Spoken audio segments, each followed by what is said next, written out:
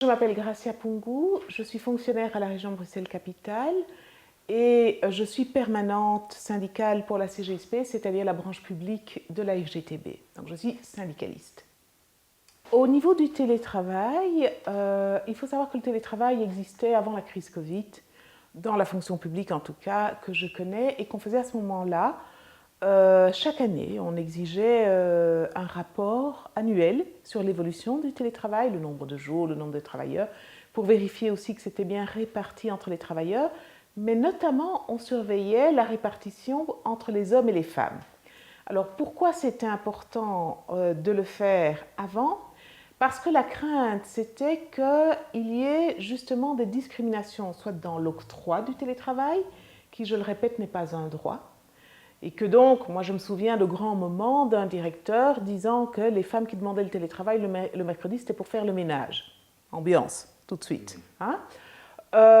Soit parce qu'on avait conscience que le fait de télétravailler éloignait du regard de l'employeur, et que éloigner du regard de l'employeur ne veut pas dire moins de contrôle, mais des contrôles par des modes différents, et peut-être par des modes qui ne sont pas démocratiques, ou qui ne sont en tout cas pas, comment je dirais, surveillés par les organisations syndicales, sur lesquelles le travailleur même n'a pas de prise. Parfois, il ne les connaît pas. Il ne sait pas qu'en fait, on peut le contrôler. Ou parce que, loin du chef, son travail est moins visible. Et donc, en termes de carrière et de promotion, il y avait un risque. Avec la crise Covid, dans la fonction publique d'une manière générale, ça a été la grande débrouille quand même. C'est-à-dire, surtout avec le premier confinement, extension généralisée du télétravail pour les hommes, pour les femmes, et quand même dans un régime d'urgence, comme on l'a tous vécu en Belgique. À côté de ça, la surveillance syndicale n'était plus là non plus, ou plus beaucoup, pour les télétravailleurs, puisque les syndicalistes, eux aussi, étaient confinés. Et les gouvernements, y compris le gouvernement régional bruxellois, travaillaient avec un régime de pouvoirs spéciaux, entre guillemets, c'est-à-dire qui le dispensait du contrôle, largement du contrôle parlementaire, et qu'il avait compris ça aussi comme étant dispensé du contrôle par les organisations syndicales. Donc on avait des informations, parfois il fallait courir derrière, il faut bien le dire, mais on n'était plus dans une situation de dialogue préventif.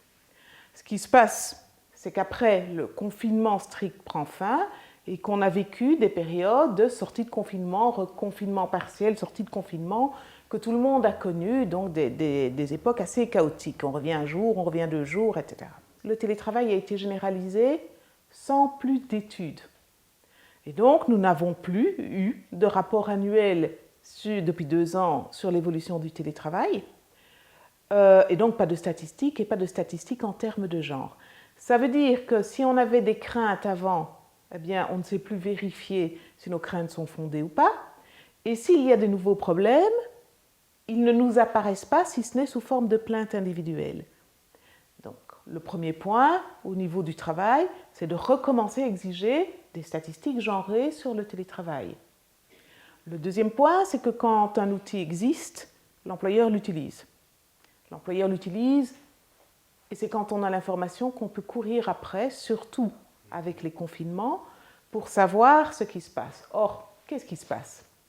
Il se passe que dans la situation pour les femmes pendant le confinement, ça a été bien étudié par les associations de femmes, par le Conseil pour l'égalité des femmes et des hommes à Bruxelles particulièrement.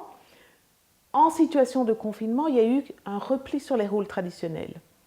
Et donc, c'est largement les femmes qui ont pris en charge le travail avec les enfants, la garde des enfants, et Dieu sait qu'en situation de parentalité, c'était lourd, et particulièrement lourd pour les femmes monoparentales, pour les familles monoparentales, mais c'est à 80% des femmes, qui se retrouvaient dans des logements non adaptés à devoir faire le travail et avoir les enfants en même temps.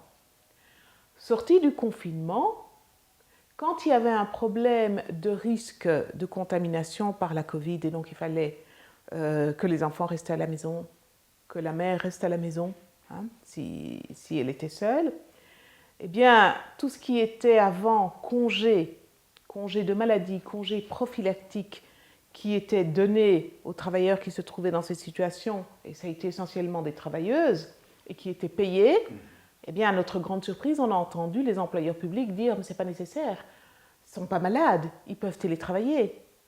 Et donc, ce qu'on voit avec le confinement, après le confinement, et avec le développement du télétravail comme il s'est fait, c'est un véritable recul de certains droits sociaux, de certaines latitudes qui étaient données. On pourrait dire la même chose du droit de grève, hein, où on dit, au fond, vous pouvez télétravailler.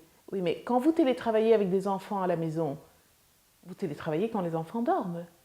Donc, vous avez une extension des horaires de travail. Télétravailler avec des enfants, c'est exactement comme si vous emmenez vos enfants au travail, dans les locaux de l'employeur. Mais ça, les employeurs, ils n'en veulent pas. Hein. Ils savent très bien que ce n'est pas possible. Donc, c'est une dégradation des droits, c'est une dégradation en réalité des conditions de travail qu'on nous présente trop facilement comme étant une opportunité de meilleure conciliation vie professionnelle, vie privée, parce qu'on gagne le temps de trajet. Mais entre le temps de trajet et le fait d'avoir ses enfants tout le temps à la maison et de devoir travailler, il me semble qu'il y a une grande différence. Pour les femmes, un des piliers, un des pivots de l'étude de la condition féminine, c'est évidemment l'égalité de rémunération, l'égalité de carrière. Et ça va avec le recul du temps partiel. Si le télétravail permettait de voir que les femmes ont la possibilité de réduire leur temps partiel et donc d'avoir un temps plein avec tout ce que ça suppose hein, au niveau rémunération et rémunération à long terme, puisque c'est jusqu'à la pension, alors on pourrait peut-être estimer qu'il y a un vrai progrès, que ce qu'on perd d'un côté, on le gagne de l'autre. Mais pour le moment, ce n'est pas ce qu'on voit. Et on n'en parle pas. C'est ça le comble. Donc si on n'en parle pas, c'est peut-être parce qu'on ne fait pas les relevés qu'il faut, et nous ne le saurons peut-être que trop tard. Depuis qu'il faut revenir au travail au moins 2 jours par semaine, c'est l'impact très différencié sur la mobilité des hommes et des femmes. Pourquoi? Parce que les femmes faisant encore très largement les charges traditionnelles, la charge des enfants, on sait que par exemple le choix du temps partiel est déterminé en partie par les questions de mobilité, par les soucis de mobilité. Et donc, la mobilité des femmes, c'est souvent je quitte la maison, je conduis les enfants ou je vais rechercher les enfants, ou les deux. Et pour ça, je viens en transport en commun ou je viens en voiture. Premier point, les transports en commun.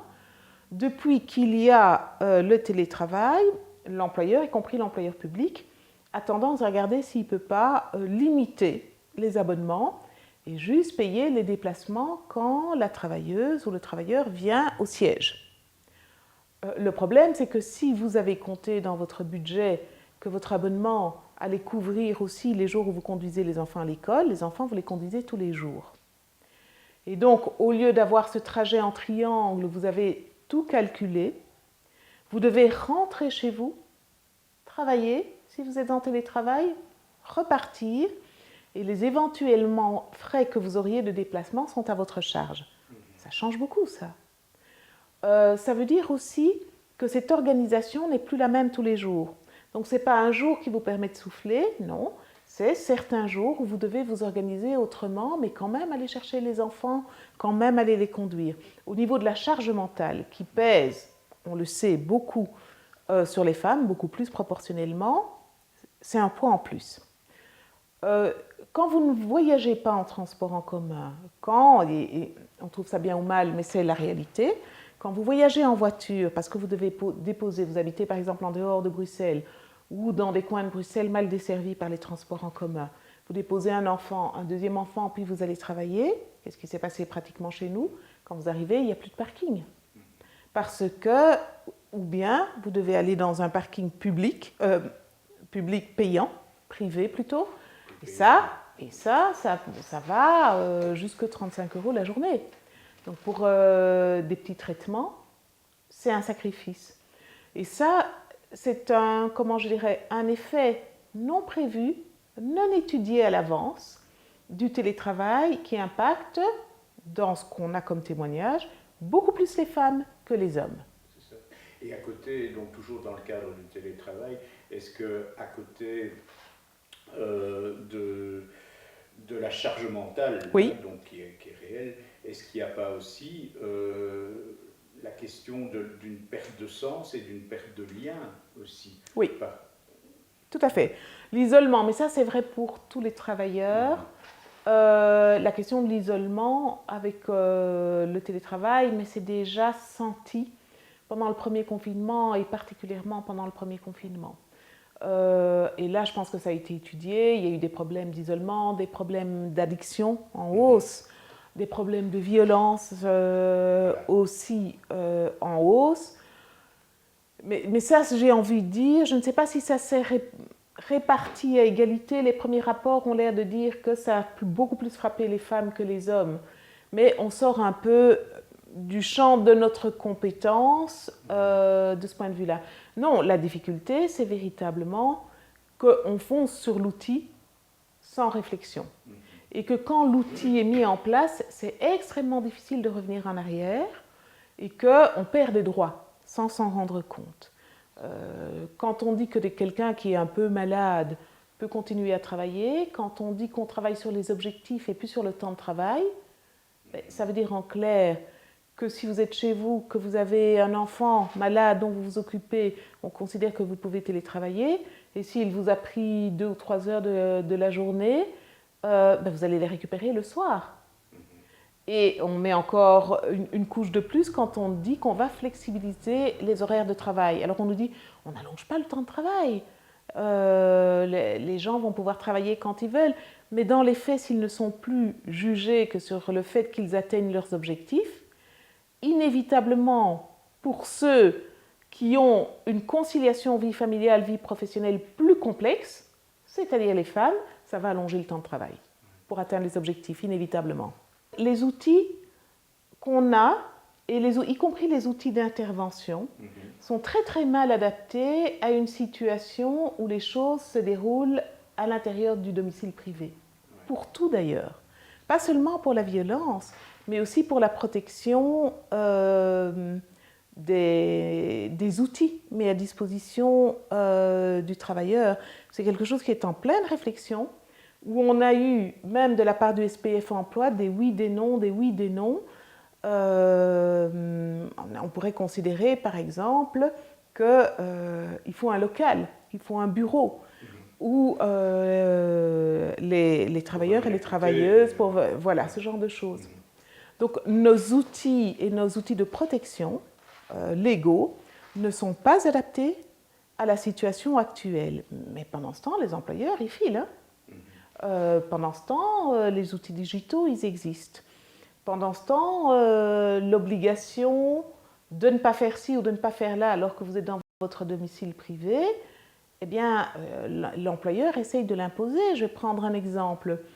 Quand vous êtes chez vous, hein, si vous prenez un petit verre de vin blanc à midi, le principe, ça ne regarde personne. Mais quand vous êtes derrière votre écran Teams et que vous avez une réunion, parce que ça aussi, avant les employeurs, ils devaient quand même tenir compte des temps de trajet. Donc ils vous mettaient rarement des réunions l'heure de midi et on se battait pour qu'ils ne mettent pas des réunions l'heure de midi. Maintenant, même nous, syndicalistes, nous voyons bien qu'on n'aurait même plus le temps de faire le trajet. Tellement on nous met parfois des réunions dès 8 heures du matin, l'heure de midi et le soir. Alors ils disent qu'ils vont respecter la demi-heure de pause qu'avaient les travailleurs avant, mais ils le disent. On ne sait pas le vérifier. Quand on est sur le lieu de travail, on sait le vérifier. Vous voyez, donc rien n'est vraiment tout à fait adapté, y compris dans notre droit, à la situation de télétravail que nous avons maintenant. Et il y a urgence pour le législateur fédéral à le faire, à mon sens. Les structures de garde non plus d'enfants ne sont pas adaptées. En plus, on va avoir des changements de rythme scolaire qui sont sans doute une très bonne chose pour les enfants, mais par contre pour les parents, j'ai un doute. Et nos structures de garde sont, y compris celles mises au point par les organisations syndicales, sont vraiment calculées sur des parents qui travaillent, on le sait, et des parents qui se déplacent. Et qui se déplacent tous les jours de la même façon.